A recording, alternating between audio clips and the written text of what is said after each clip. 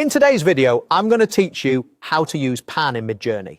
The pan feature is a simple but powerful way to extend an image in a specific direction while keeping the same style and visual logic. Think of it as adding more canvas to the top, bottom, left or right, and letting Midjourney intelligently continue the scene. Start by opening the Midjourney website and heading into the main workspace.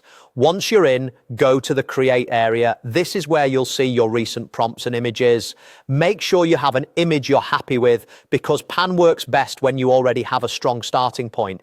If you've just generated something you like, you're ready to continue, click the image you want to extend to open it in the viewer. This brings up the controls and options for that specific job.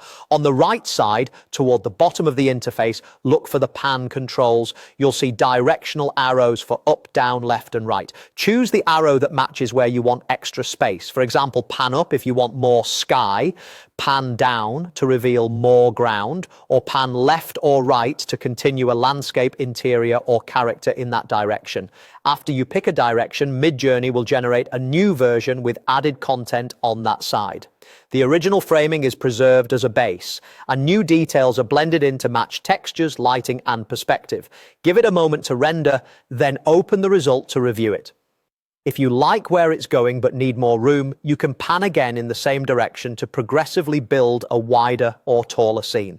A few practical tips will help you get cleaner outcomes. Keep an eye on important lines in your image like horizons, walls or floors. Panning in the direction that continues those lines tends to look the most natural.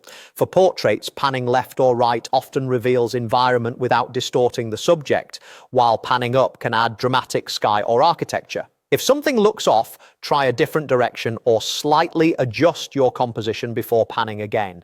Remember that each pan is a new generation, so subtle variations will occur, but the overall style should remain consistent. When you're satisfied, you can download the extended image or keep exploring with additional pans to build a wider storytelling frame. That's all you need to start using pan in Midjourney. Open your image, locate the pan controls, choose a direction, and let the AI extend your scene with cohesive detail.